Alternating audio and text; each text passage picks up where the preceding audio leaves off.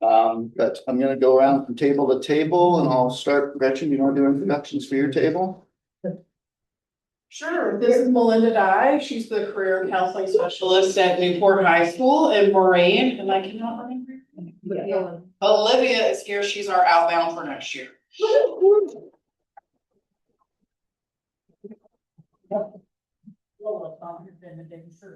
Yes, I'll come back.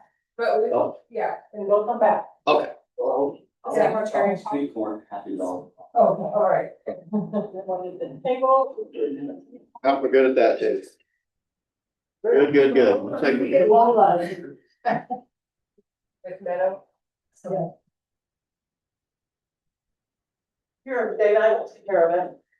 One thing. Lola's guest is Carissa McGrain, and she works for Reconnections. And her daughter Meadow.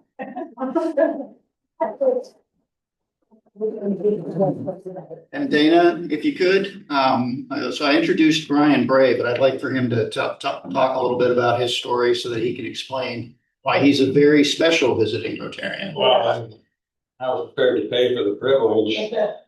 Be careful about putting a quarter in this guy because I got a lot to say about how good all this was. So in 1976, I was sitting in my choked up every time. Sorry. So I'm sitting in my classroom up at Taft High School, and someone said over the loudspeaker, "Sophomore, spend your junior year in Japan." Well, I've seen this place. Maybe I'll do that. And so I applied, and later my mother, she said, "Well, I told you to go ahead and do it because I didn't think they'd take you." But you did. So that was 50 years ago this year. And I'll just say a couple of words about what it meant. So these kinds of programs, they help to set a direction for a kid and a trajectory. You don't learn everything in the world, but you learn something about where you want to be. And when you have that direction changed and you're 16 years old, you only need to move over a few degrees and you end up in a lot different place when you're 66 years old. So one of the important things that I learned culturally, because there's a secret Asian man in here from all that, because I did go back, is on and giri. On and giri are duty and obligation. So when you're taken care of by this world, in Japanese culture, you need to pay that back. And I could never, ever pay back what you do.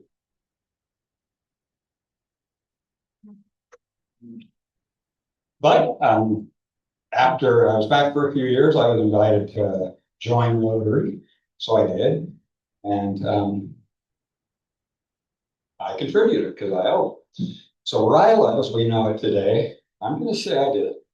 So a couple of friends and I, it was the Rotary Youth Awards program, and we said, let's make this the Rotary Youth Leadership Academy. And we'll hire a professionally developed curriculum, and we will teach kids leadership so they can come back to the community and lead.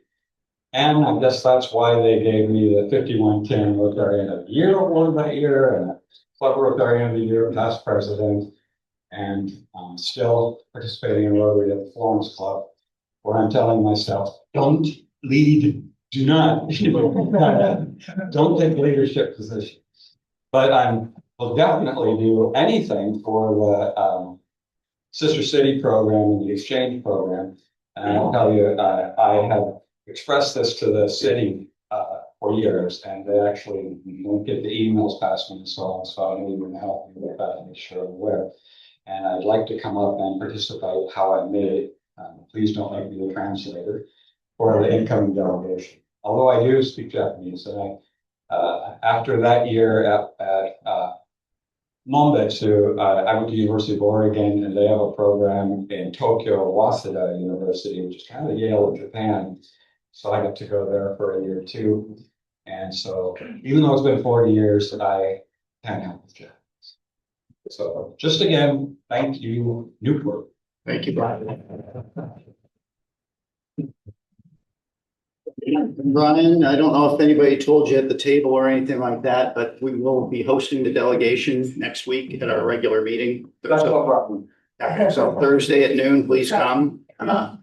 But, and, well, yeah, we'll, since we're gonna be in a bigger group, we'll be over there at first, but, Brian, is the club responsible for taking care of these folks, or is the city doing? the city does most of it. But it's kind of like a whole community thing. So like where we're meeting here, the Maritime Heritage Center, one of the exhibits is about, the Mombetsu Exchange. So it's on the far end of the building if you want to stop by it on your way out. I would like to have a big role. So if you have a small group doing a tour of industrial or something like that. Yeah, and they will. Don't introduce me as a translator, but I would like to help make them comfortable. Okay. Over here. Thank you so much, Brian. I just wanted to let our membership know as well as Brian that this came up at our board meeting on Tuesday. Keith brought it up regarding our this year's youth exchange with Mombetsu. And the cost was roughly $1,800 per student. And there's 7 students. One of the students was already sponsored entirely. The other 6 were not. And because those timelines were coming up fast as well, if we were going to help, we wanted to do it so they knew how much they had left over, and the board agreed to sponsor up to $6,000. So with the idea that that would be, majority more than they've already put down a $500 deposit, so this would lower the remaining to between $300 and $400 to make sure they had, some commitment and skin in the game too, but that we were supporting and helping them get to Mombetsu. So I really think it's hard to find a better investment than that program, because we've got thousands and thousands of us who live it the rest of our lives. yeah, we agree. One of our main focuses for our club is youth exchange. And since we're a small place, it's hard to do the peace in the world, but we know that has a huge effect on kids to be in a different part of the world, interact with different cultures. And that's the best way to engender the feelings that you still have for Japan, obviously. So, okay, so thank you again, Brian. And with that, I also wanted to thank our greeters, Aaron and Dana. Thank you so much. And sorry I didn't get a reminder email to you guys. I read John's emails once he gets 4 times a week. And thanks to Anya, of course, and Mom for organizing our lunch and thanks to Local Ocean for providing lunch today. And John for our IT support, Julia and Mark for everything that they do also to keep our meetings going smoothly. We're excited today to have our own Lola Jones. She's going to be doing a presentation on a possible service project called the Diaper Bank. And with that, can you please join me in welcoming Lola?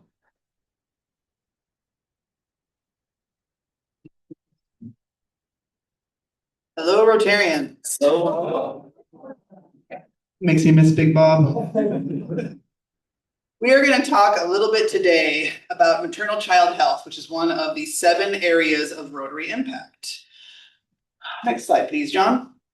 So I'll tell you a little bit today about how we're going to spend our time. So we will talk about maternal child health and kind of the Rotary global impact, what their overarching goals are. I'm going to talk with you about a concept called the motherhood gap and the motherhood tax. We'll talk about how that relates to us a little bit more locally here in the United States. We're going to have a brief discussion tabletop exercise. So I'm glad everybody has their brain food. Be ready to engage in conversation with your seatmates. And then last, we're going to talk a little bit about the basics of diaper banking, what a diaper bank is, and how a project like that could be relevant here. All right, John.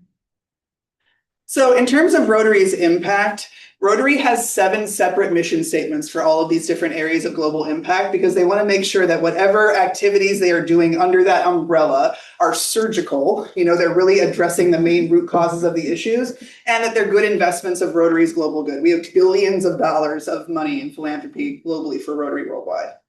So Rotary makes high quality healthcare available to vulnerable mothers and children so that they can live longer and grow stronger.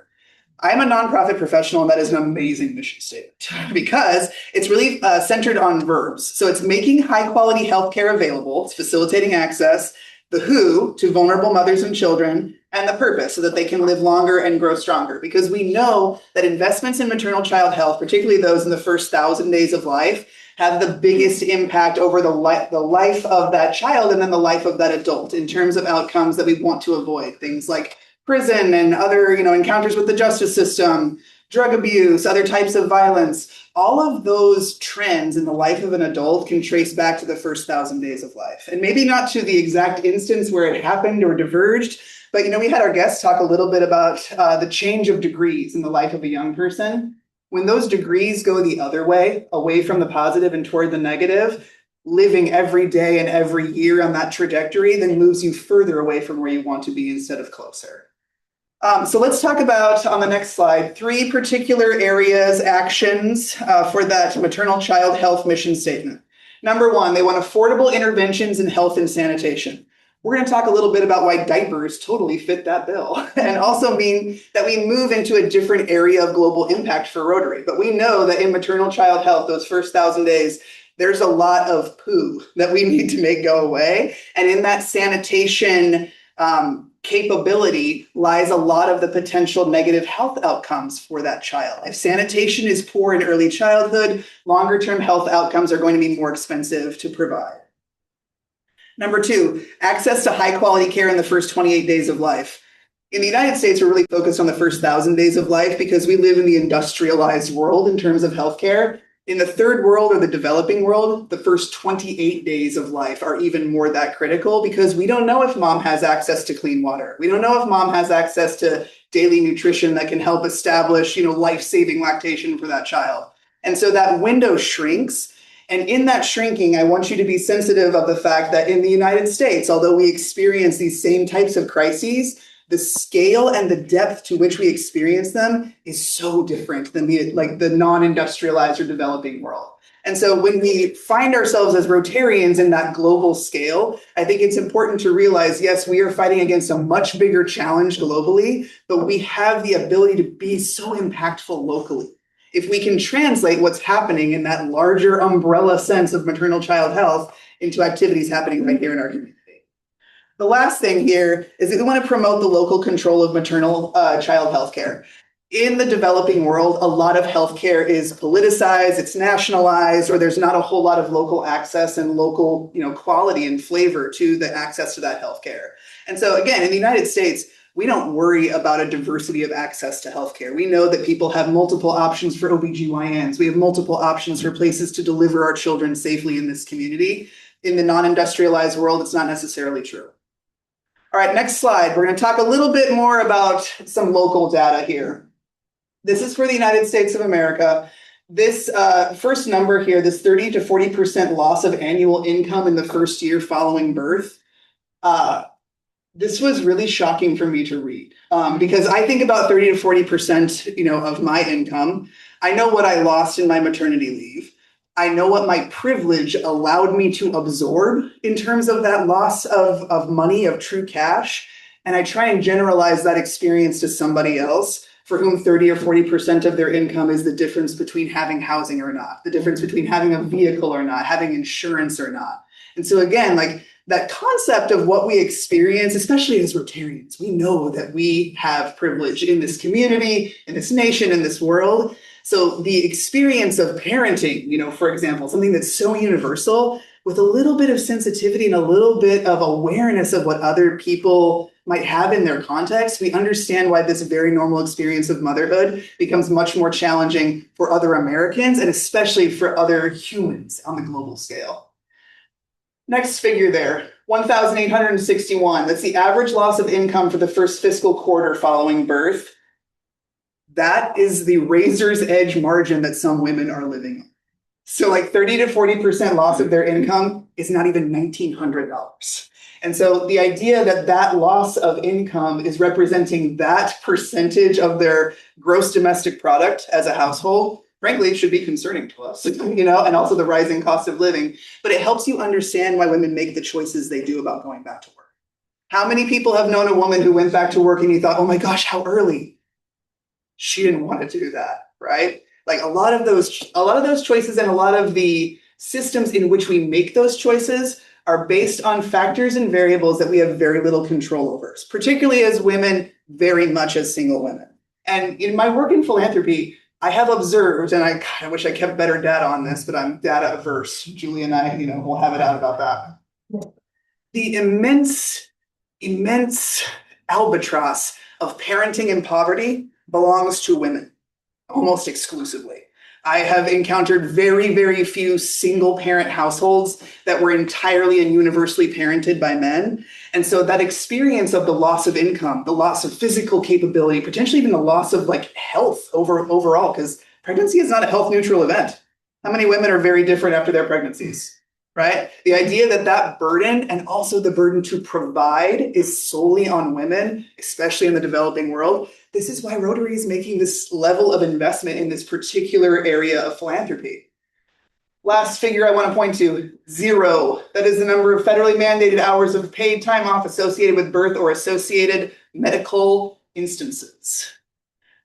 I know that when I took my maternity leave, in a nonprofit sphere, you're not expecting to get paid time off, right? Like we all know that we kind of get into that work for the spirit of it, not the money of it.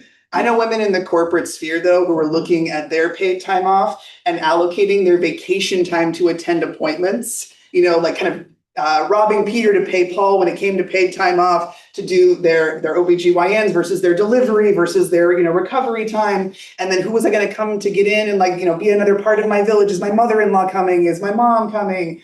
And all of that decision-making, all of that managing of the family dynamic falls to women. And with each subsequent pregnancy, the balls that you have to keep in the air while you are pregnant and vulnerable get higher and higher and more complex in their spinning. Next slide, please. Okay, let's talk about the motherhood tax. It is expensive to be a woman in the United States of America. It is expensive to have children in the United States of America. How much? Average cost to diaper one child per month, $90 to $100. I think that's conservative. But I got big kids. We have big appetites. The juice boxes are larger than they used to be. But if you have multiple kids in diapers, to estimate that you're spending $200, maybe even $250 in diapers, and we're experiencing that $1,800, $1,900 loss over the first fiscal quarter, of their postpartum period. The math ain't mathing there for me personally.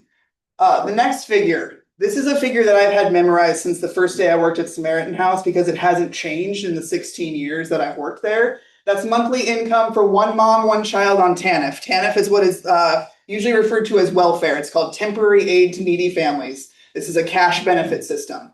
One mom, one child, $432 per month. Do you know anybody who's making a living on $432 per month?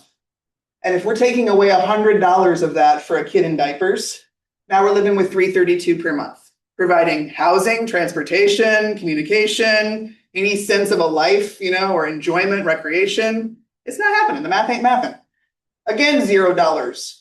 Available benefits for diapers and diaper products. There is no benefit system in this country that covers diapers and diapering products. Not WIC, not SNAP, not any of the other supplemental resource programs that are available to pregnant and postpartum women. So I don't like closing on 0, but I think it's helpful for information to inform our next slide, which is the tabletop discussion. You are going to turn to your table partners and choose one or more of these scenarios to walk through. So I'm not going to read them out loud. Why don't you guys go ahead and choose within your group who wants to be sort of your reporter, and then go ahead and choose a scenario, and we're going to take 7 minutes to walk it through. Make the font go smaller. Oh, do we have the capability of increasing? Thank you, John. And I'm going to give us a timer for Saul. Oh, let's see. Barely 1, 2, 3. All right, let's wrap up that last sentence here and come back to the topic at hand. I'm really glad to see all the good discussion and engagement at your tables. Spoiler alert, John, on the next slide. All of these are scenarios that could have been positively impacted by a diaper bank, yes? Was there consensus that a diaper bank could have been helpful in most of those situations? And I heard Michelle up here talking about, reading quickly through the scenarios and going, yep, saw her, probably in the last week or so. Yes, so if you need to speak with another social service professional for proof of concept, please see her after class. Yeah. All three of these scenarios could have very easily been impacted by a diaper bank. The Lane County Diaper Bank is sponsored by the Eugene Delta Rotary Club. So I would challenge any of the members here that know a member of Eugene Delta, find out what that origin story is. Why did they choose diaper banking? Why do they, keep that as a vital part of their philanthropy? Because I'm sure there's a Connie Gates-like story in there about somebody who felt like diapers was the thing that they needed to take care of.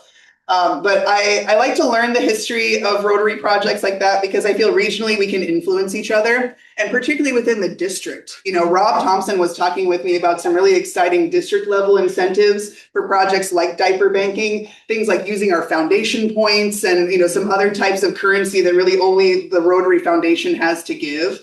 And so that was exciting. On the next slide, we're going to learn a little bit about diaper banking basics. And luckily, we have the banking expert himself here. That's David at the back table, the food bank expert from South Beach Church, because you're going to recognize a lot of these principles, but I've replaced the word food with diapers. Essentially, we're looking to provide a 3 to 5 day supply of diapering products to alleviate this temporary or potentially sustained diaper shortage in vulnerable families that we're serving. Now, these next two topics, in a brick and mortar diaper bank, you might have social service professionals that are performing tasks like creating and developing relationships with these families. So, Michelle can tell us about the types of, interstitial conversations, sometimes that are bordering on motivational interviewing and actual case management, that help us learn about families, what motivates them, what their, strengths and challenges are, and specifically why they use our services and what could help them push through to that next level of independence. Again, to educate and empower parents and families to move through diapering as a phase. All the research that I did on diaper banking uses that specific verb to move through. And it was encouraging to me because I have a 3-year-old who's doing some backsliding in toilet training, particularly with number 2. And it is difficult sometimes to imagine this as a phase that you move through, particularly when it's on top of you like that and you're discouraged about the way that, toilet training is going. You think it's something that you're doing wrong. And not only, is it something that I'm doing wrong, but I have to pay for the privilege of, letting my kid remind me how wrong this is going. And so having those relationships with clients in a brick and mortar diaper bank really helps to keep them feeling like they can be honest, and be vulnerable with the professionals here, and that we all realize that parenting is difficult. Like there's nobody that gets out of this alive. Lastly, you want to support and resource the direct service providers in your community who have individual connections to families.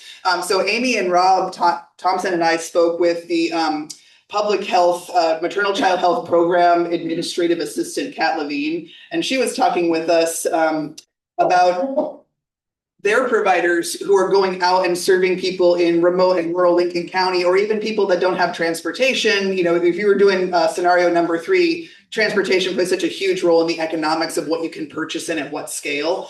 So some of her service providers are spending their own money, like teachers, buying school supplies to go and get diapers and wipes before they go and make visits. One thing Michelle was bringing up is you can never have the right size at the right time for the right person and the right amount when you're trying to do diaper banking as a side hustle. And, I asked David, hey, would you be able to have the amount of food that you need to serve your population if you were doing this as a side hustle? No way. Absolutely no way. But so many social service programs are trying to diaper bank as a side hustle because we need it. The story of why I'm talking to you today is my guest here, Carissa McGrain in the back corner. She said, well, Lola, if you're going to be retired, you need to build me a diaper bank because I've really been impatient for this. I've been waiting and waiting. But, social service professionals who look at women in these situations every day and go, if I could just take one thing off their plate, if I could just take diapers and wipes off of their plate, then we could deal with the myriad of other things that are happening beneath the surface. Every one of those scenarios is happening to a family right now, and that's the best thing happening in their day. There is further vulnerability. There is further, disconnection from community. There's further shame that's happening. The diapering is just the top of the iceberg. So if we could take that off of somebody's plate, wow, would that be impactful? Next slide. You're going to see a network map of who is already supporting these families in Lincoln County. You happen to be speaking to the expert in vulnerable families and social services in this particular community. This is a list of all the organizations that I have made, brief initial contact with that are so excited about the idea of having a diaper bank in Newport. Each of them have a different, element of the network to bring to us, but just to give you an idea, like there are different types of strengths and partners that make a project like this possible, and we are thinking of everybody at every level. But we want Rotary to be that catalyst and that initiator because that's who we have been in this community in the past. And this is really a cause that has a lot of wind underneath its sails. Next slide, please. Okay, so in a proposed Newport scenario for a diaper bank, I'm thinking that we need to start mobile. We really don't have the investment of infrastructure and real estate and capital to rent a space and staff it, 24 hours a day. But doing a mobile diaper bank, like in the style of the Appalachian Bookmobile, right? Like we have a route, we advertise, we show up and we distribute and we make connections along the way. So, the first of these deliverables we feel like is to develop this route. What's 4 to 6 stops in the city of Newport where we could stop for an hour, encounter a very high number of diaper users, and be able to build that connection. Next is the big part. We need to acquire the inventory. So this is my guesstimation. For 375 diaper users to do a 3-day supply of about 7 diapers per day, we're looking at about 20 diapers per user. We need about 7,500 diapers, about 750 cases to be able to service this route, by my estimate. The next thing that we need to do is we need to determine an appropriate date and a time for a distribution event.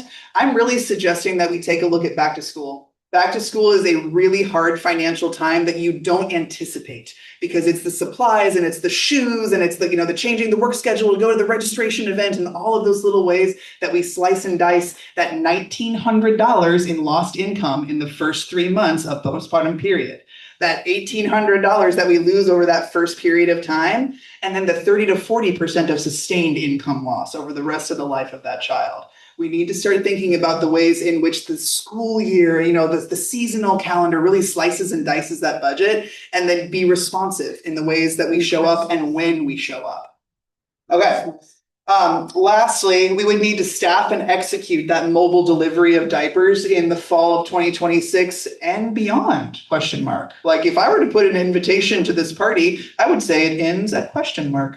But, doing something once, getting a proof of concept, understanding who our potential, consumers and clients would be, I think is a worthwhile investment for this club. And we are hoping that you might feel the same way. And if you have questions or enthusiasm, that you would share them now or to stay after the meeting and talk with Kathy and Amy and I. And so I thank you for your kind attention today and for your engagement in the discussion. Are there questions? I'm going to let Dana. Have you lined up acquisition channels to get wholesale pricing or other ways you might get bargains? So our approach right now is that we want to see what we can collect before we buy. But, giving ourselves a deadline of probably August 1st to accumulate this inventory and then make those strategic buys in the inventory gaps. I worked for Samaritan House for 15 years. We have a child caring program that's free to both our staff and to our residents, and we provide every diaper that goes through that place. And so we've been taking a look at the Yellow Submarine budget to kind of figure out, what is the cost per unit that we can at least guesstimate, if we know that we're not going to raise all of this through collection. I think a great deal of that 7,500 diaper collection we can raise ourselves, especially if we can incentivize it through foundation points and then through maybe some micro collection projects. Julie and I have talked about, what that could look like over the summer. My guess is that it might be a 2/3, 1/3 split of collect that inventory and then go out and purchase it. And I would say the highest cost per unit is maybe somewhere around 75 cents if, $1 is the retail. Just the things that keep me up at night. Did you say $370 a day or 370 diapers a day? No, 3 to 7. I was guesstimating 75 people who would access. Yes, 375 diaper users at 7 diapers per day for a 3-day supply. And that adds up to how much money? Well, it's 7,500 diapers. And so if we collect them, it might not be very much money at all. But if we have to buy them, I'd say we should probably guesstimate somewhere between 75 cents and $1 per unit. Your mouth. Somebody do the math. I have no idea. I mean, you're looking at somewhere between $6,000 and $7,500 if you bought the whole inventory That's her. for 375 diaper users. Wow. We have a question from the Zoom audience. Has anyone ever considered a diaper service instead? Honestly, this would be less expensive in the long run, healthier for babies, and environmentally beneficial. You know, I don't know if anybody has thought about doing it philanthropically, but I know I've talked with other moms who are, you know, closer to what I would call upper middle class that are, you know, looking for that kind of a solution. And the distance from like the nearest warehouse is, you know, something like Eugene or Portland. Michelle was sharing an anecdote from California that like, I think it was like 2 hours away for their collection site. Doretta has different information though. Yeah, that's what we're talking about. Yeah, because the, the way that cloth diapering has evolved is that the cloth diaper insert is only is picked up and laundered by a service as opposed to the entire diaper being something that can be laundered. So I guess, can you clarify the question?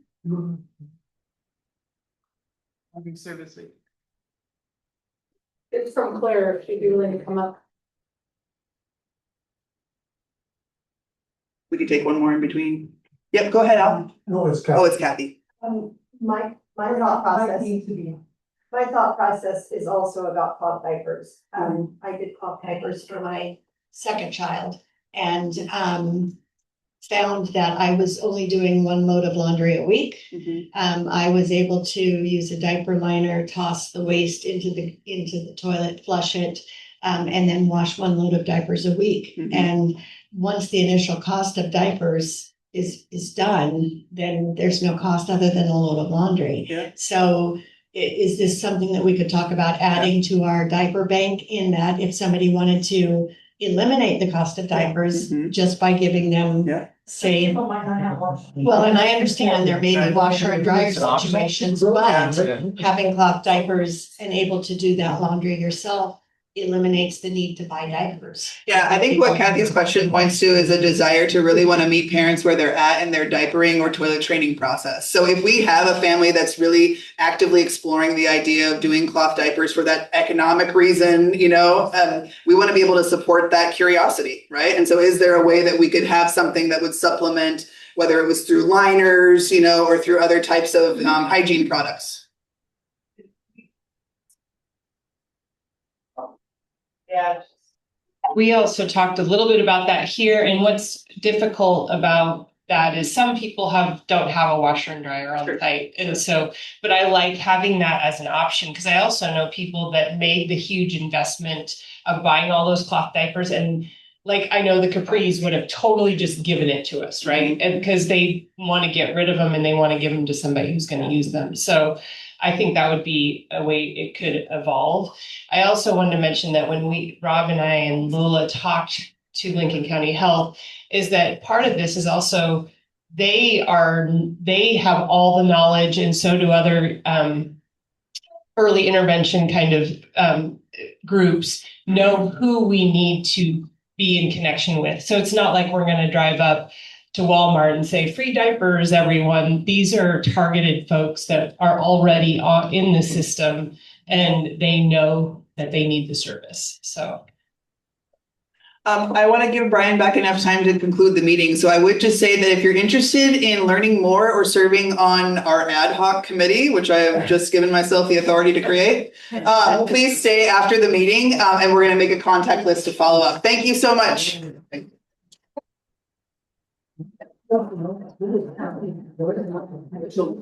Thank you so much, Lola, and you could come back up because, as you know, one of our goals is to eradicate polio. So thanks for your presentation today. We're gonna vaccinate 50 kids in your name. Thank you.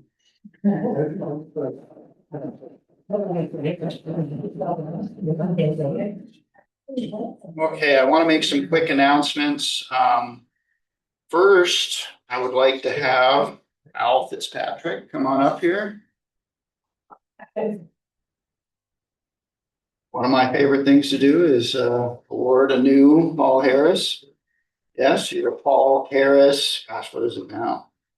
Paul Harris +2. So, and then around. Yeah, actually, that probably boosted. I was wanting to make sure I did the right one. But so, Thank you. congratulations, Al. And for anybody who doesn't know, Paul Harris is for donating 1,000 to the Rotary International Foundation. So Paul Harris +2 is at 3,000. So thank you for your generosity, Al. Couple other things. So last week we had an announcement. I just want to remind everybody that this Saturday is the plant sale at the Che Center to benefit on oncology. Do you remember who brought that up last week? It's for skin cancer. It's for skin cancer, but non-medical funding for people who have cancer. So like fuel to get to their appointments or right. stuff like that. Yeah. So that's so want some plants. The weather's great. It's a great time to get some plants in the ground. So that's May 9th from 10 to 4.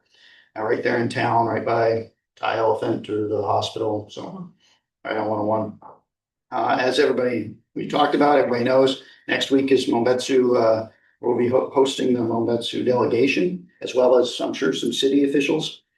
The district conference, for those of you who are going, congrats, have fun. That's May 15th to 17th. I want to do another reminder for May 28th is where our presenter will be Val Hoyle with a legislative update. And I don't know, Michelle, do you want to do it or you want me to? Either way. Okay. So May 30th is the Salvation Army Bowling fundraiser from 4 to 6 at Mugley's in Toledo with a silent auction and sponsorship. And you're still probably raising money for summer camp. Yes. Okay, so summer camps are coming up and the Salvation Army sends a lot of kids to summer camp, as many as they can. So they can either use money from outside sources or they got to use their own funds for it, which means it comes from other things. So please consider giving money to for the Salvation Army for summer camp sponsorships, and you can probably just designate it as that. Yep. Okay. Yeah, so like if you write a check, just in the memo, you can say like camperships or send kids to camp or summer camp or. And there are ways to do it online too, and designate your local Salvation Army. It's just like a drop down menu online. Newport.salvationarmy.org. Yeah, it's the same way you can do it for the trees and stuff during Christmas time. It's pretty easy. Yep. Any other announcements? Or you can bring donations to me at meetings. Yeah, but you know where Michelle's gonna be most of the time. She's not out. I don't always know where I'm gonna gallivanting be. around. Okay, so one other announcement I want to make for Richard. I don't know if you've got enough people yet. There are a couple people, so. Okay, so Richard kind of is looking to, so one of the things we do, of course, is support 4-H in the animal auction. And a lot of people volunteer around the time of the fair, but anybody doesn't know, the animals have to be weighed in at different stages. And this Saturday is the weigh-in. I think it's the first. Second, it's Second. a small animal portion of it, yeah. Okay. Already did the beast, but now small animal goes through lamb. Is it the geese again? Because I want to make sure I wear my rubber boots. They get very excited when you pick them up on the scale and they just. Poultry was the worst part of the buffet. It's fun. So it's 10 to 1, 10 to 1 on Saturday, and I'm assuming if they're there. So where it's normally at, I'll be there. So if anybody else can come, let Richard know or just show up. There'll be enough bird poop to go around. Let's see. Any other announcements? Okay, I want to open it up to Happy Bucks or Brag Bucks. Yeah, got you. Sure, you're going to cover mine then? Go ahead. Yeah. Oh. That's an announcement. I would like to, no, this is a happy buck. I would like to donate $50 to the diaper project in honor of Lola Jones. She is going to be honored on Wednesday at at Moe's. She is retiring from Samaritan House as the director, but joining us on the Samaritan House board. So we're thrilled about that. If you want to see Lola and Meadow, because I'm trying to put their names together, they'll be there from 11 to 2, but Moe's is generously donating donations for the entire day. So if you can't make it for lunch and only can make it to dinner, You're gonna sadly miss Lola, but still honor her with the donation. So thank you all. Yeah, they always do it to take out, that's which is really nice. So, oh, great, oh, we got them coming around. I would like to donate $100 to our new diaper situation. Number one, $50 of that is, I'm sorry I've been absent so much. I hope to be back in more form, so thank you. And the other thing is my 11-year-old granddaughter just got her 2nd-degree black belt this week in Taekwondo, and all I can say is don't mess with her. And $50.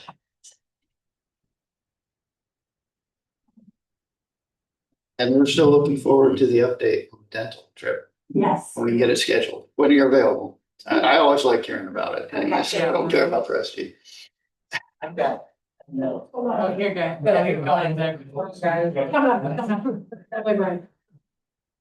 My announcement, well, first of all, is a $25 one for the diaper thing, because I feel guilty. I have never changed a diaper in my life.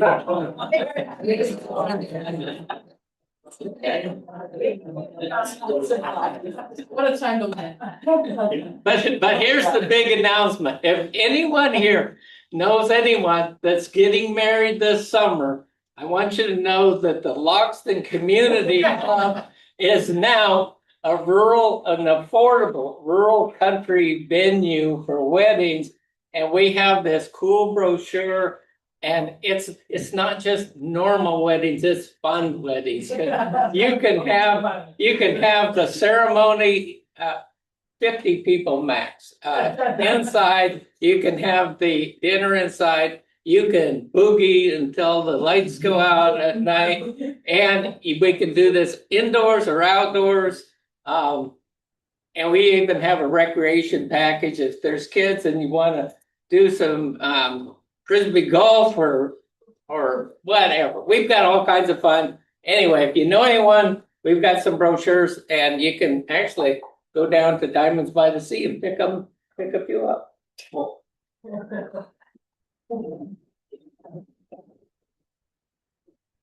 Except some happy bucks, $25 towards Polio Plus, but I'm really happy to be here. I've been gone for about 2.5 weeks.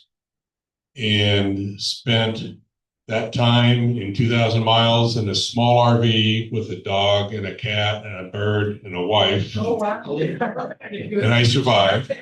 But the highlight, besides meeting up with family and friends, was when we were staying at Vandenberg Space Force Base. They shot off a rocket for us. Wow. That was really cool to watch. It's awesome.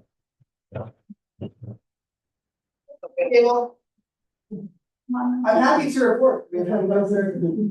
I just like to support the diaper project. All right. Thank you, Ryan. Well, I would like to do $100 towards the diaper project in honor of our oldest daughter, because we changed a lot of diapers. But this week, she started a new position. She finished her year internship with Seattle Seahawks in sustainability and is now the sustainability manager for Copia Resources, which is a contractor that works with a lot of stadiums. And so she's going to be flying around the country to start up new sustainability projects at all of these venues. So, Awesome.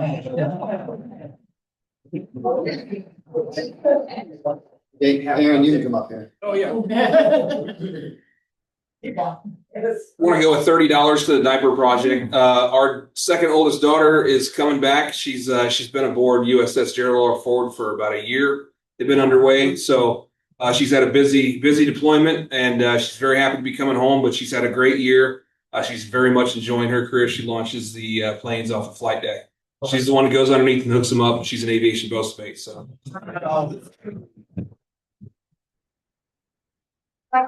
I'm in the chat. Bottom corner, Noel has happy bucks. 14-year anniversary. Yeah, sorry, I didn't get the newsletter out yet, or I would have had that down. But thanks, Noelle. Noelle put in the chat that she's $14 happy. I will say probably 14 of it, 10 of it's from the first year probably of marriage. And it goes by quarters after that, I think. But $14 happy for an anniversary. Right. Yeah. I'm gonna do 100 to Lola, 63 of it, because Saturday I'll be 63. And then the rest will be because I'm retiring at the end of this month, so I'm gonna start collecting Social Security. And I can confirm, not like directly to Lola, but to the diaper bank. To the diaper bank. You got it. And so I want to be $50 happy. Again, I'll put it to the diaper bank, and what we'll do is to create a earmarked fund, depending on how we can support it. But Charlotte ran in the conference championships for the GNAX, which is where the conference at Western Oregon is in, and took fourth place in conference in the steeplechase. She was very excited. I think you're always just excited to finish on your feet in a steeplechase because not a whole lot of some don't. So yeah, and she placed. She was the highest placer on her team, which was nice too for her because very lottery. And it was 83 degrees. Yeah. Wow. It's not Newport kid weather. She prays for prayer. Sorry, I don't know if I said that to the diaper bank as well. Noelle would also like to contribute $25 for that. Oh, great. Thank you, Noelle. So with that, if there's any others, I don't want to miss anybody. Okay. And so I'll hand it over to Julia. The membership incentive today is to Greg Verdocker, and since he's not here, next week it will be $10. Social media winner this week is Keith Nelson. And this week's 50/50s were $75. Sound effects. I think he took me off. Now I can pour gas for my car. At least half a tank, right? Yes. He's got gas up the generator. So that our next regular lunch meeting is, of course, next week, the 14th, where we'll be greeting the Movetsu delegation and some Newport officials. And with that, I'll ask Aaron to take us out with the 4-way test. The 4-way test of things we think, say, or do. First, second is third, fourth, and fifth. Thank you, everybody.